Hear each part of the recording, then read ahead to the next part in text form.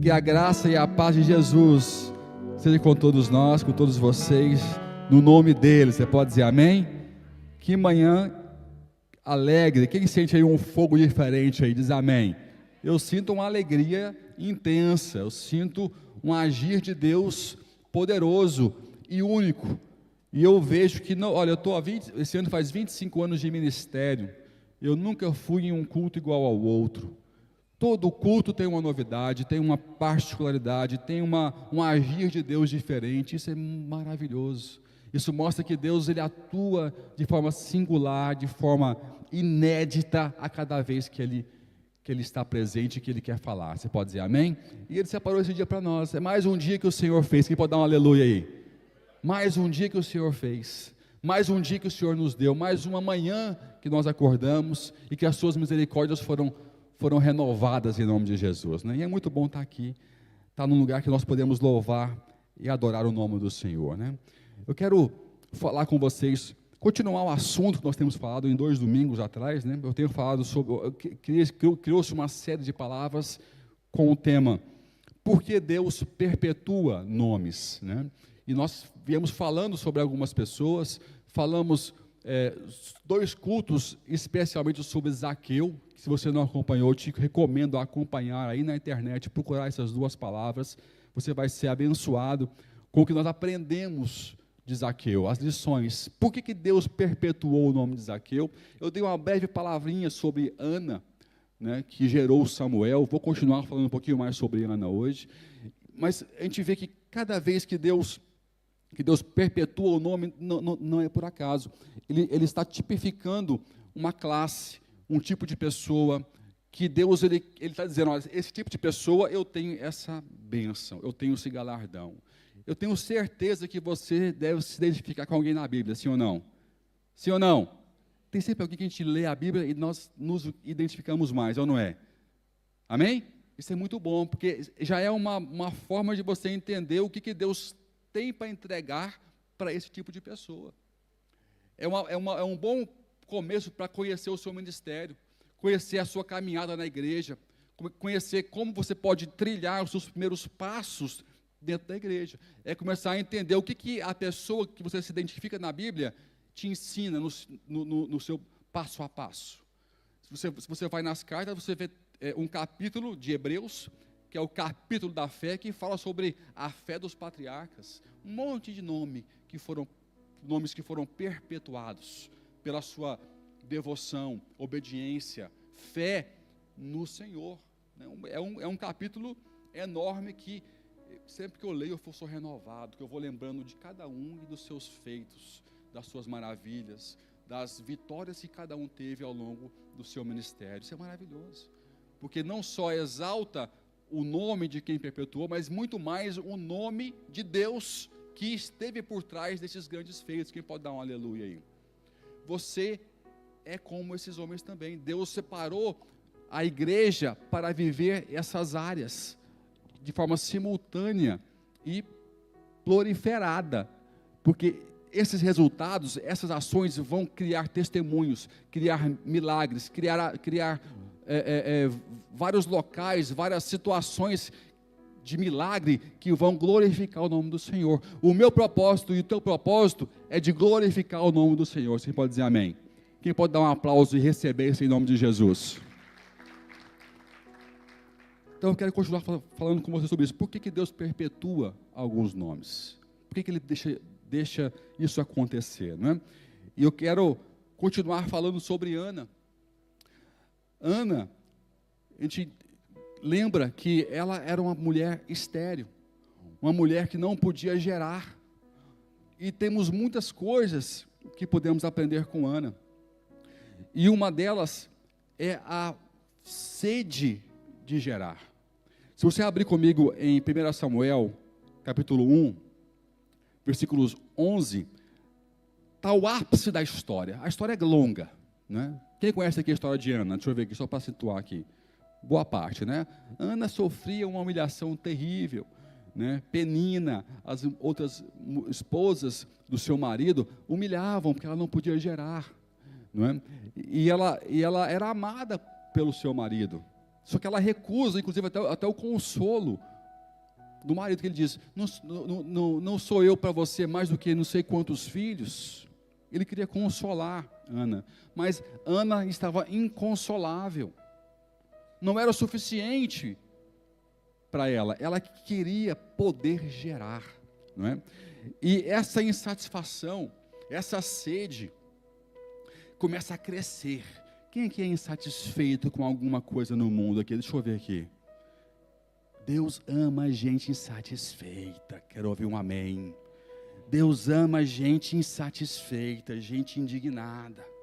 Eu sou uma pessoa que eu tento, às vezes, afogar algumas insatisfações dentro de mim, mas não tem jeito. Eu não fui feito para afogar insatisfação. Aquilo vai crescendo. Minha esposa que sofre. Ela sofre, porque ela é verdade. Olha a cara dela de dó. Porque ela vai vendo aquilo crescer dentro de mim e eu começo a tomar decisões, porque aquilo vai crescendo.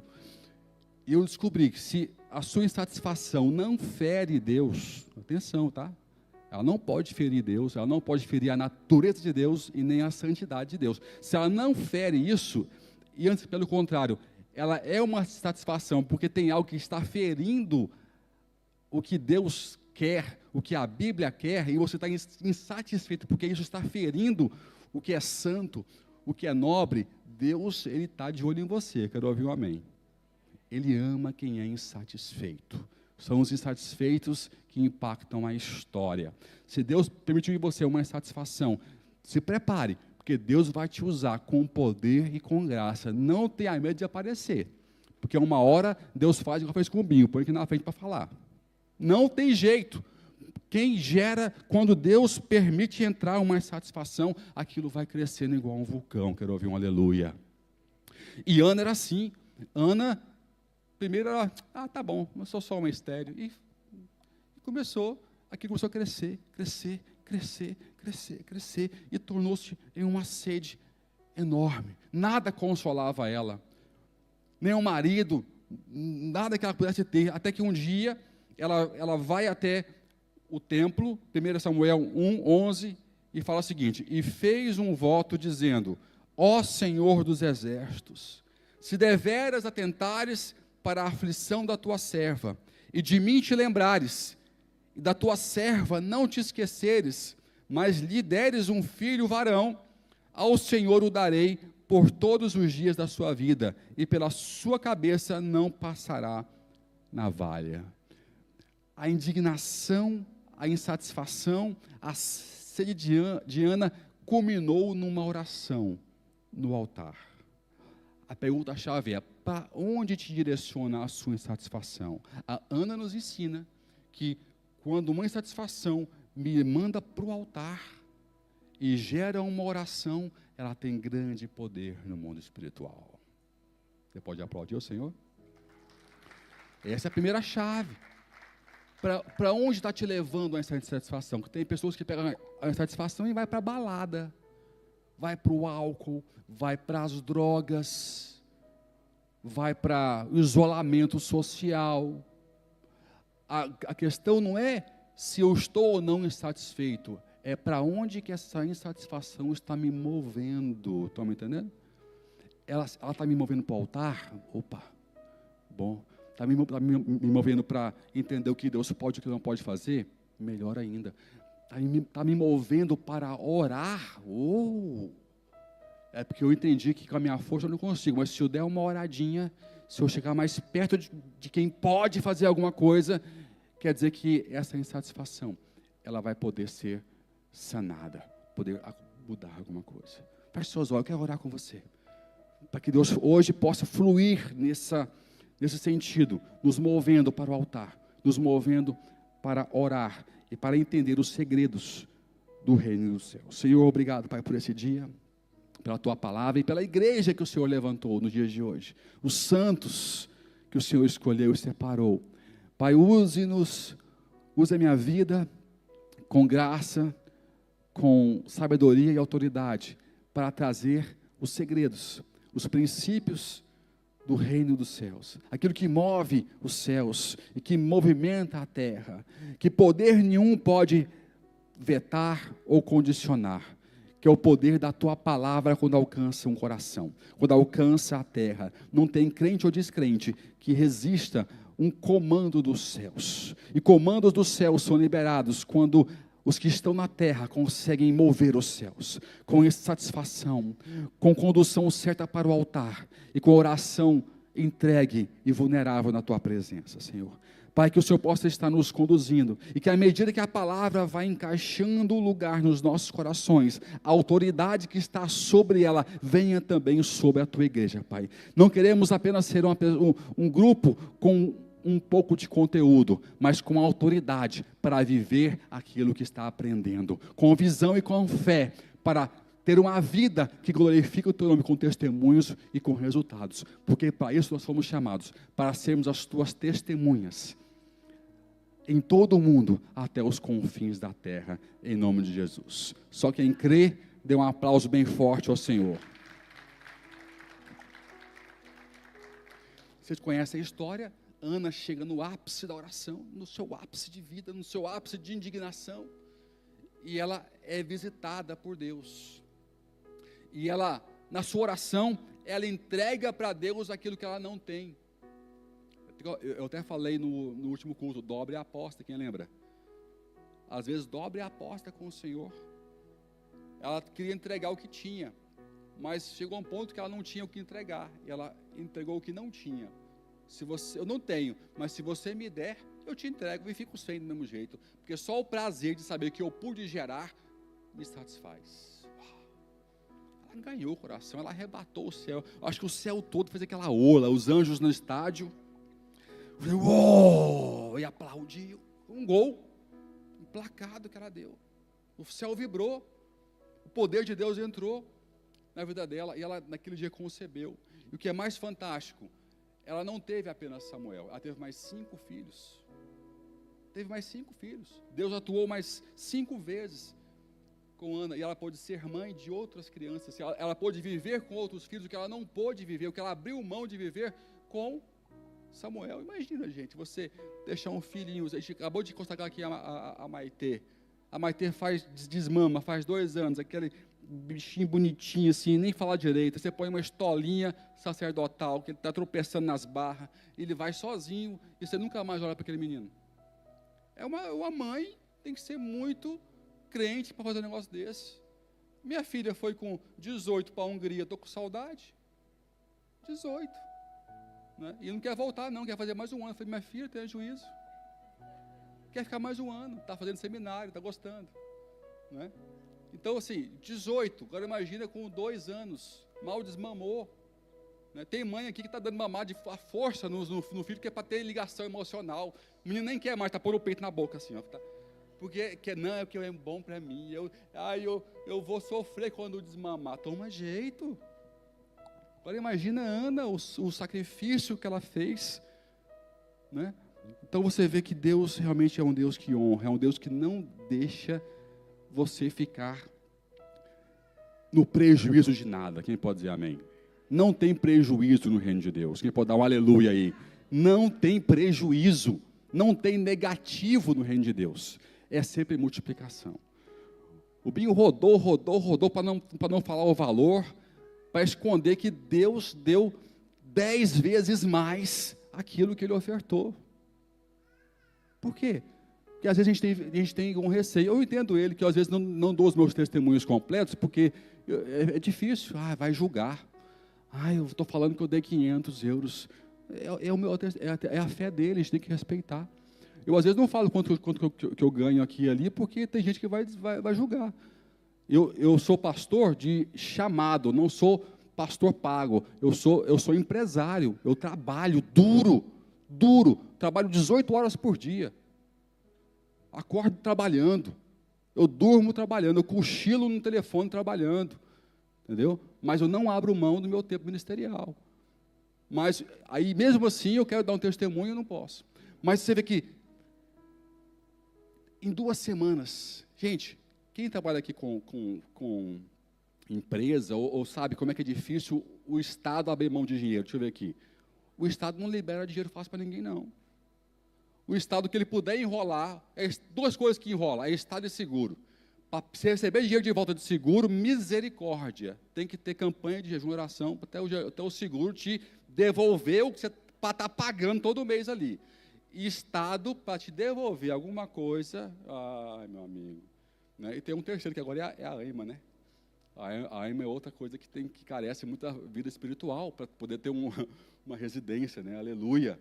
Mas Deus vai quebrar isso aí, em nome de Jesus, amém? E aí, IVA em excesso lá, rapaz, para o Estado devolver. E nunca nem vi isso. Já vi eles deduzirem o que está lá. Agora, devolver, nunca vi.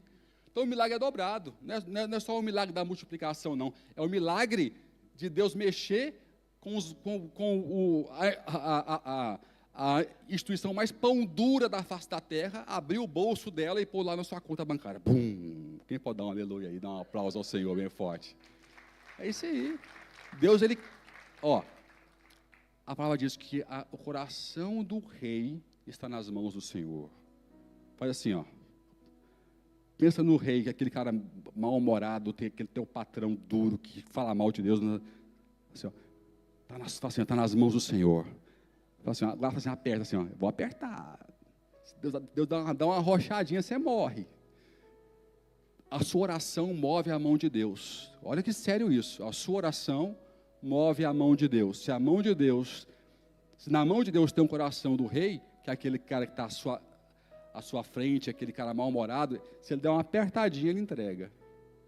Se dá uma apertadinha no patrão, avarento, ele te dá um aumento. Dá uma apertadinha no patrão, que é o Estado, ele vai arrumar você uma causa. Se ele der uma apertadinha no coração da direção da AIMA, vai sair tudo em massa as residências. Agora, para onde é que está te levando a sua insatisfação? É para o altar ou para a murmuração? Porque a diferença entre o murmurador e o profeta é só a reclamação.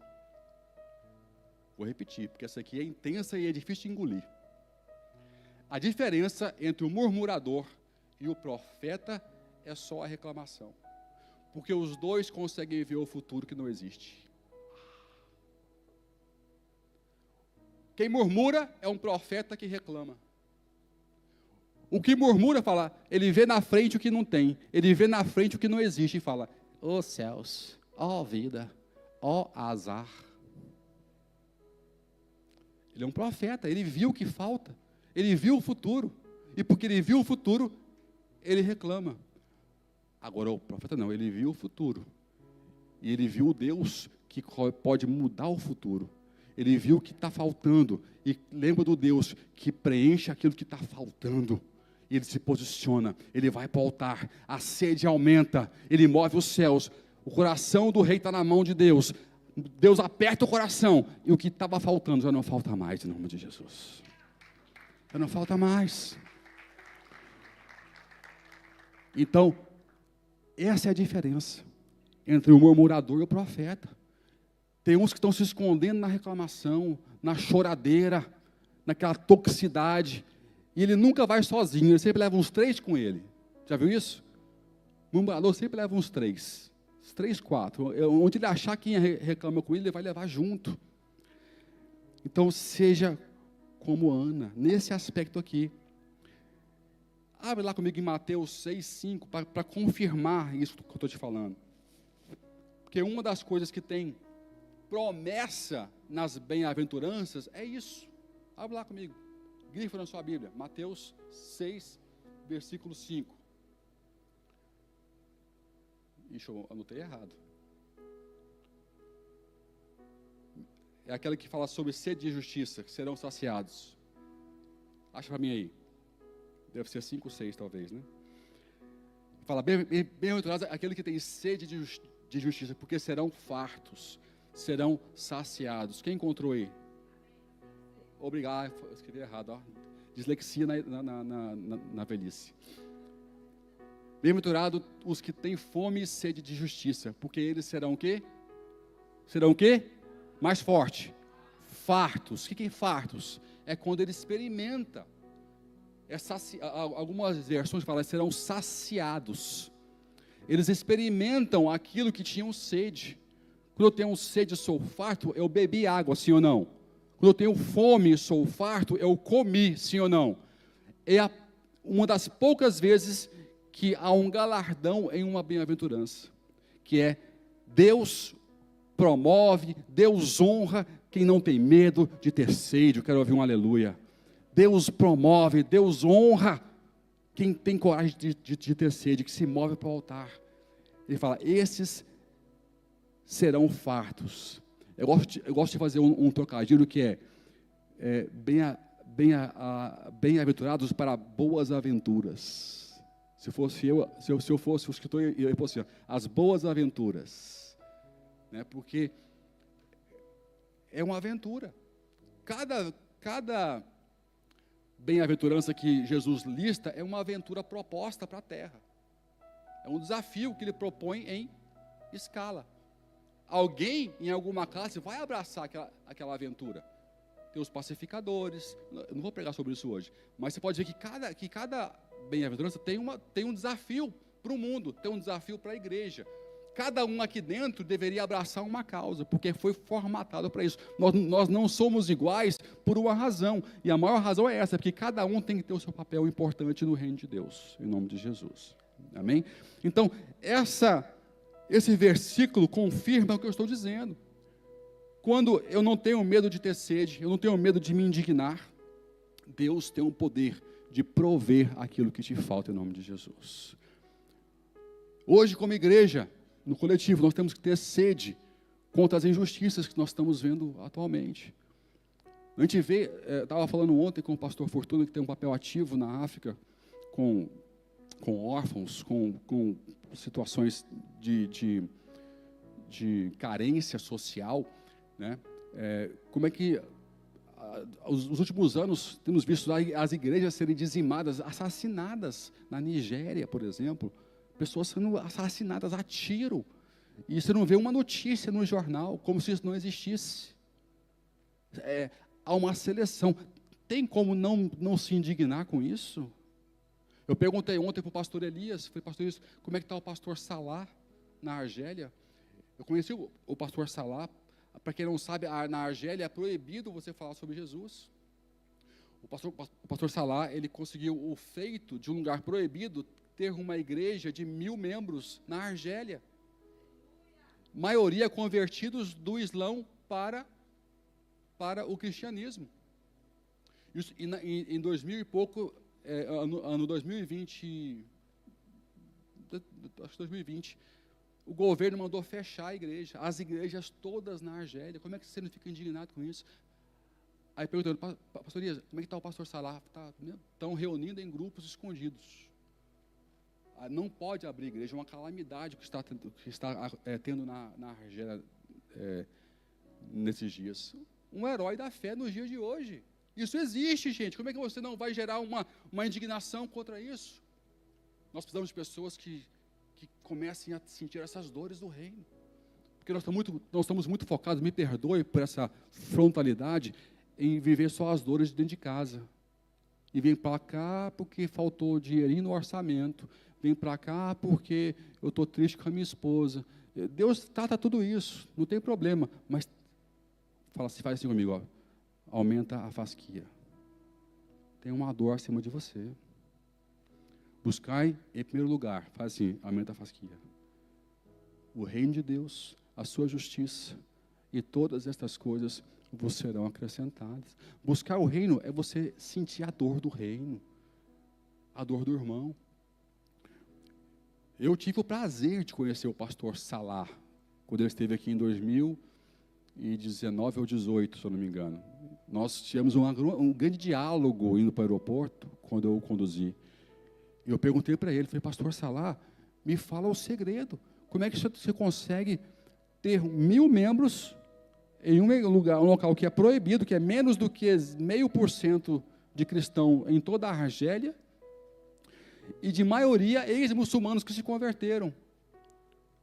Aí ele me falou algo que eu nunca mais vou, na minha vida, esquecer. Falou, Aisley, nós não podemos pregar. Eu falei, mas como é que eles veem então? Se vocês não podem pregar, eles estão tendo sonhos, estão incomodados e vêm nos perguntar sobre Jesus. E nós fazemos só uma coisa, nós desafiamos eles para ir para casa, nas orações que eles fazem geralmente a Alá, para mudar o nome no nome de Jesus. E o que eles experimentam quando oram em casa, o que eles sentem, o que eles ouvem, o que são ministrados, é algo que eles nunca tinham antes experimentado. E eles já voltam convertidos. E nós não sabemos o que fazer, e nós vamos abrigando eles escondidos. Porque eles se convertem na experiência, se convertem dentro de casa, só porque estão orando no nome de Jesus Cristo. Eu falei, uau. Então é só isso, A gente convida eles a orar, e depois quando eles voltam, eles já voltam convertidos, se convidando para serem discipulados. Uma obra do Espírito Santo na terra. Você pode dar uma pausa, Senhor, bem forte? Que testemunho maravilhoso. E eu pude ouvir isso da pessoa que está lá fazendo isso. Deus tem me dado grandes privilégios. E você acha que isso nasceu do nada? Nasceu de alguém que se indignou, de um país que não pode pregar o evangelho, alguém que chorou, alguém que se posicionou. E eu creio que na Argélia vai ter uma grande igreja em nome de Jesus. Vai se levantar um povo, porque o coração do rei está nas mãos do Senhor. E uma hora, alguma coisa vai mudar em nome de Jesus. Eu quero correr, que eu tenho mais duas coisas para abordar com vocês. Deixando agora a Ana, que nos dá a lição de sede, de justiça. Sede e indignação daquilo que falta. Pula lá comigo em João 7,38. Outra pessoa que também foi perpetuada na Bíblia. Porém, o curioso dela é que não foi o nome, foi a classe. Foi a classe. E eu vejo que Deus, às vezes, ele perpetua nomes e classes. Fala assim comigo, nomes, classes. Por exemplo, quando Jesus exalta os estrangeiros, quando ele é confrontado com a cura do soldado do centurião, ele fala sobre Naamã, o sírio, e fala sobre a viúva de Sarepta. Qual o nome dela? Ninguém sabe, é uma classe, é um tipo de pessoa, viúva, escassa, sozinha e estrangeira. Ele está mostrando, olha, essa classe conseguiu esse grande favor. Quais foram os passos que elas viveram? E aqui temos o quê? A samaritana. Temos a samaritana, que é uma classe. É uma classe rejeitada. E nesse caso especial, é uma classe especial ainda dentro dos samaritanos. Porque ela era, já por ser samaritana, ela já era rejeitada. Ela era duplamente rejeitada, porque ela era adúltera dentro da classe samaritana. Então ela tinha a rejeição do povo judeu e a rejeição do seu próprio povo. Ou seja, era para o mundo um Zé Ninguém, né?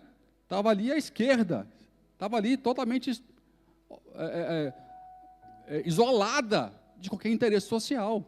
Tanto é que vocês devem já ter ouvido essas pregações completas sobre isso, que ela estava indo naquela hora buscar água para poder ir sozinha, para não ir com as outras mulheres que iam mais cedo com o sol brando. Ela ia na hora mais difícil, que ela sabia que não tinha ninguém lá, o sol mais pesado, para evitar o desconforto social de estar com as outras mulheres do seu próprio povo. Então, Jesus mostra o que ele pode fazer com alguém que se sente assim. Que pode dar amém aí? Tem muita gente que se sente assim, que não só se sente rejeitado, mas até pelo seu próprio povo, próprio núcleo, pela sua própria igreja, ela se sente rejeitada. Ou porque de fato ou porque se isola. Não dá para ir nesse mérito agora. Não temos inferências suficientes bíblicas para poder concluir isso. Mas as duas coisas podem acontecer. Ou porque a própria comunidade a isola, ou porque ela mesma se isola, porque se sente culpada, se sente suja, se sente mal, sabe que está errada e se isola. E aqui você vê que uma classe que Deus perpetua, para dizer, eu tenho solução para essa classe, eu tenho solução para a sua vida. Não tem lugar, nome, classe, que eu não consiga atuar se a pessoa se envolver comigo, em nome de Jesus. Você pode aplaudir a Jesus por isso? É uma revelação. Não tem classe que ele não pode atuar. Então, quando você abre aqui João 7,38, você vê o ápice do diálogo. O ápice, nossa, já está esse tempo todo já? Eu tenho mais outro versículo para falar com vocês. Vamos lá, 7,38. João 7, versículo 38. Se eu não me enganei de novo, né? Quem crê em mim, como diz a Escritura, rios de quê? Mais forte. Correrão do seu ou do seu interior. Correrão do seu interior, é a versão mais conhecida por todos. Então, o que isso está aqui dizendo? Aqui é o ápice da conversa, porque esse diálogo é muito poderoso. Em primeiro lugar, você vê que há algumas chaves interessantes, que Jesus, ao contrário de alguns pastores, ou algumas igrejas, ele não tem os nome-toques teológicos, porque essa mulher, ela traz duas teologias para serem discutidas. Ela levanta o tema com Jesus de duas formas de se adorar a Deus, que fala do Monte de Jerusalém e do Monte Gerizim, porque os samaritanos adoravam no Monte Gerizim, os judeus no Monte de Jerusalém, onde está hoje a cúpula dos muçulmanos, né, que era o antigo templo. Então, havia ali um conflito, e Jesus, ele não fala, não me contesta, não toca nesse assunto, ele está aberto a conversar, ele está aberto a ouvir questões. Deus ama quem tem questões. Quero ouvir um amém. Não tenha medo de perguntar as coisas para Deus. Eu pergunto muito para Deus muita coisa eu não tenho resposta ainda não, mas eu não deixo de perguntar, porque às vezes Deus não dá a resposta, não é porque Ele não tem, é porque eu não estou pronto para ouvir. Você pode dizer amém? Entenda isso, às vezes a resposta que você precisa, não é porque Deus não tem para te dar, é porque você não está pronto para ouvir. Você está bitolado no seu conceito, você quer ouvir o que você quer ouvir. Enquanto você não mudar, a resposta não chega. E tudo bem. Mas nunca tenha receio de perguntar, de dialogar, de questionar Deus com respeito, com intenção, com sede, como Ana fez aqui, não é? E vai para lá esse diálogo, vem para cá, eu não quero entrar muito aqui.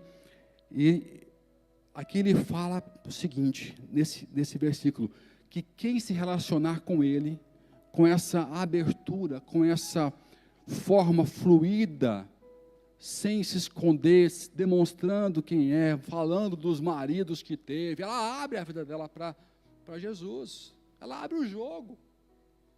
Aí ele fala, esse tipo de pessoa, essa classe, quem tem essa coragem, do seu interior fluirão rios de águas vivas. Olha para cá, tem dois tipos de pessoas. Tem pessoas que dependem sempre da fonte de quem está fluindo. Ele tem que ouvir uma pregação, ele tem que ouvir uma célula, ele tem que ler a Bíblia, porque ele não sabe ser fonte. Ele tem que estar perto de alguém para poder beber. Mas Deus fala, esse é o primeiro passo, porque quem der um passo mais intenso, ele não só vai ouvir e receber de fora, mas de dentro dele vai sair a mesma revelação que veio de fora para ele. Ele vai ser fonte de esperança, fonte de sucesso, fonte de fé, fonte de conhecimento, fonte de visão profética, fonte. Começa a fluir. Isso é tão real, porque eu vivo isso. Vocês veem, eu não consigo terminar uma pregação, porque está sempre fluindo. Não consigo terminar. Isso é o que mais me sustenta, não é nem a questão do ministério, é o meu dia a dia. Porque na hora que tudo pega, na hora que eu estou cansado, que eu quero chorar, que eu estou sem esperança, que eu estou sozinho, não tem ninguém ao meu lado, não tem nenhum louvor, não tem nem Bíblia, começa a borbulhar alguma coisa aqui dentro. Blup, blup. Você quer desistir, mas aí faz assim, blup. Que isso, gente? Um soluço? Blup. Aí vem aquele pensamento, não, mais um passo, mais um pouquinho. Eu sou o Senhor teu Deus que te guarda. Eu te escolhi. Você não terminou o que eu comecei na sua vida. Você vai até o fim. E começa o quê? A ser. De onde? É fora? É de fora que vem? Não. Fala assim, fluirão do seu interior rios de águas vivas. Pode aplaudir. Pode dar um aplauso bem forte ao Senhor. Só, Diego, você não, cara. Essa é muito irritante, essa luzinha sua aí. Pelo amor de Deus. Eu quero rir quando você faz isso. Eu não posso toda hora ficar querendo rir aqui na pregação. Do seu interior fluirão rios de água viva. Cara, isso é um milagre, porque quem quer desistir, desiste. É uma obra espiritual, você se animar sozinho, não é normal. Não é natural quem está em depressão, sozinho reagir. Não é normal quem está com raiva, sozinho se acalmar. É uma obra espiritual, porque Deus está fazendo fluir do interior rios de águas vivas. Esse é o padrão que Deus quer para essa classe de pessoas. Um padrão onde Ele sabe que Ele garantiu plantar em mim e você uma fonte. Quem pode dar um aleluia aí? Uma fonte. Deus quer te fazer fonte. Porque quando você é fonte, não é bom só para você, é bom para quem está à sua volta. Recebi aqui hoje um carinho muito grande da Rose.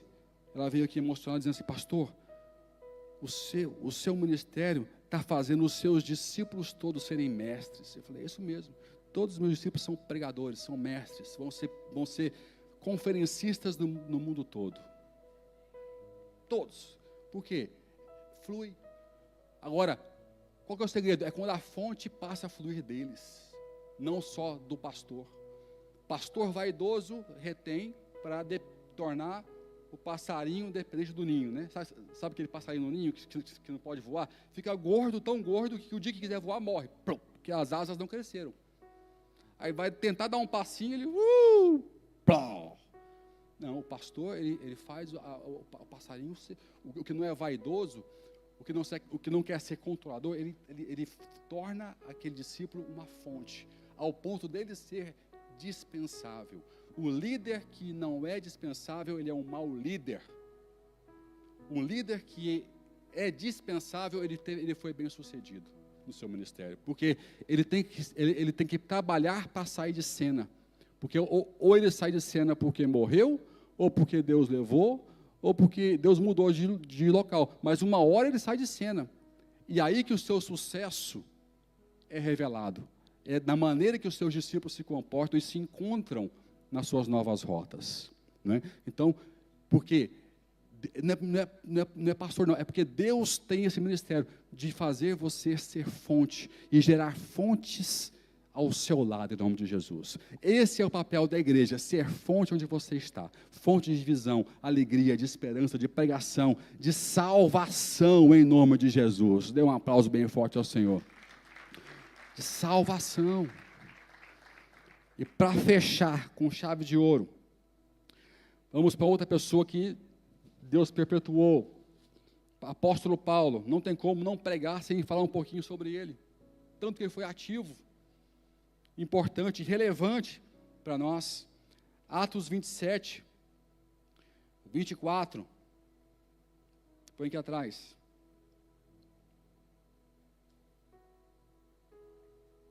Vou contextualizar você.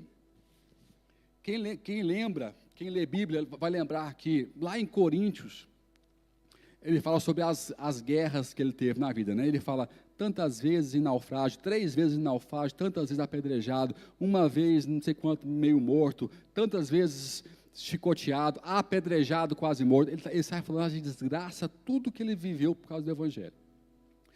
Ele sai relatando tudo. E aqui é mais um naufrágio depois desse inventário, olha que loucura. Depois, naquele inventário, ele fala sobre 3 naufrágios. Então, aqui seria o 4º naufrágio dele. 4º. Então, teríamos que corrigir o inventário, porque lá fala 3 naufrágios, mas ele não tinha morrido, então teve mais um naufrágio depois. E ele transformou isso em glória a Deus. Ele transformou as derrotas que ele viveu, ou as tribulações, as dificuldades, as humilhações em derrota diante do Senhor. Isso é algo poderoso. É só quem é fonte que é capaz de fazer isso. Deus nos dá a unção de transformar as nossas derrotas em inventários de glória na presença do Senhor. Quem pode dizer amém? É uma unção. E aqui você vê que Paulo está sendo levado como prisioneiro para Roma, para ser julgado e para estar diante de César, indo para o final da sua vida, indo para o final da sua prisão, a terceira prisão que ele iria sofrer, né? E que depois ele iria ser executado nessa última prisão, decapitado, segundo por Nero, né? Segundo o que fala a arqueologia. E ele está nesse processo, e mais um naufrágio acontece. E ele tentou dissuadir em Creta que eles não embarcassem antes. E eles teimaram com Paulo, e foram. E foram pegos com um tufão. Sabe o que é esse tufão com nome de mulher? Esse tufão, tudo que é nome assim, Viviane, tufão. Aquele tufão com nome de mulher. E o barco ficou à deriva. E eles todos já tinham desistido de viver 14 dias sem comer nada no mar. Porque fala ao relato, que eu não quero ler aqui tudo, que é grande, que eles já tinham desistido de serem salvos, ao ponto de deixarem de comer, entregaram, eles queriam morrer logo, definhando lá, 14 dias sem comer nada. E Paulo também estava com medo. Aí eu vi que era certo, que eu nunca vi Paulo com medo. Porque Paulo quis enfrentar 30 mil homens em Éfeso. Aí eu falei, meu Deus, era muito grave, porque até Paulo estava com medo. Por que você está com medo? Porque o versículo diz o seguinte: não temas, Paulo. O anjo que aparece a Paulo diz, não temas, Paulo, eu quero que você reaja. Porque convém que você fique diante de César. Não vai ser esse naufrágio que vai impedir o que eu tenho para você. Olha para cá. Não vai ser a sua dificuldade que vai impedir o que Deus tem para fazer na sua vida em nome de Jesus. Não vai ser isso. Pode parecer a morte, pode parecer o fim, mas não vai ser isso que vai impedir que Deus realize a boa obra que Ele começou na sua vida em nome de Jesus. Não vai ser. Não vai ser. Aí você vê que Deus, ele agita quem não podia ficar parado. Atos 27, 24. Dizendo, não temas, Paulo, importa que compareças perante César. E eis que Deus te deu todos os que navegam contigo. Queridos, por que Deus perpetua nomes como o de Paulo? Para nós não esquecermos a importância de manter viva uma voz profética. Naufrágio é ruim? É desconfortável? É. Mas o perigo não é a dor, é não ter uma visão dentro do naufrágio. Quando Deus viu que aquilo ia mesmo dar problema, ele não acalma a tempestade, como ele fez várias vezes. Ele não acalma a situação, ele não muda a circunstância, ele planta uma visão. Ele planta uma visão num líder.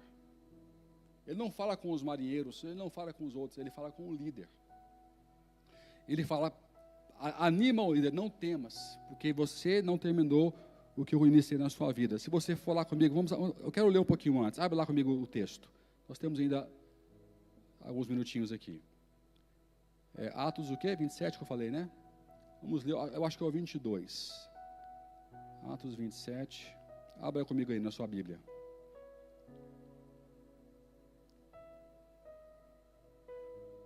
Acho que é o 22, vamos ver aqui. Não, do 21 para frente. Havendo eles estado muito tempo sem comer, Paulo, pondo-se em pé em meio deles, disse: Senhores, devieis ter-me ouvido e não ter partido de Creta, para evitar esta avaria e perda. E agora vos exorto. Repara, gente, é o prisioneiro, não sei se vocês estão percebendo isso, é o prisioneiro dando carteirada no comandante. Ele tá preso, ele não manda em nada lá. Ele é igual, eram 287 passageiros, tá? Não era um barquinho não, 287 passageiros naquela tripulação. Boa parte eram prisioneiros, e ele era um deles. Ele passa a dar carteirada no comandante do navio e os marinheiros. Ele inverte a situação. Agora vos exorto a que tenhais bom ânimo, pois não se perderá vida alguma entre vós, mas somente o navio. O navio vai quebrar? Eu falei, vai quebrar o navio. Por que não poupar o navio no processo? Não faço a mínima ideia. Mas tem coisa que Deus não poupa na gente. Não poupa o prejuízo. Não poupa a dor. Porque eu não sei. Nunca vou saber tudo. Mas eu sei que Ele sempre vai ter um propósito. Quem pode dizer amém aí? Porque não se perderá vidas alguma entre vós, mas somente o navio. Porque esta noite me apareceu um anjo de Deus, de quem eu sou. Essa parte é muito forte. De quem eu sou. Ou seja, eu sou propriedade do Senhor. Já não é mais sobre o que eu quero ou não quero, sobre o que eu gosto ou o que eu não gosto, é sobre o que meu Deus quer. É sobre o que Ele quer realizar ou como Ele quer realizar. Essa definição, o anjo de Deus, de quem eu sou, revela o porquê do tamanho sucesso do apóstolo Paulo. Porque ele já não era dele mesmo há muito tempo. E muitos dos nossos problemas nascem porque nós ainda somos de nós mesmos em muitas áreas. Sim ou não, igreja? Mais forte. Sim. Nós somos muito de nós mesmos. Nós somos das nossas vontades, dos nossos quereres, nossas ambições. Nós não somos daquele que nos salvou. Nós não nos entregamos totalmente como comprados. Por alto preço, foste o quê? Fala mais forte.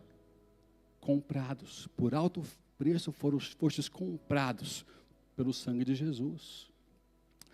Então,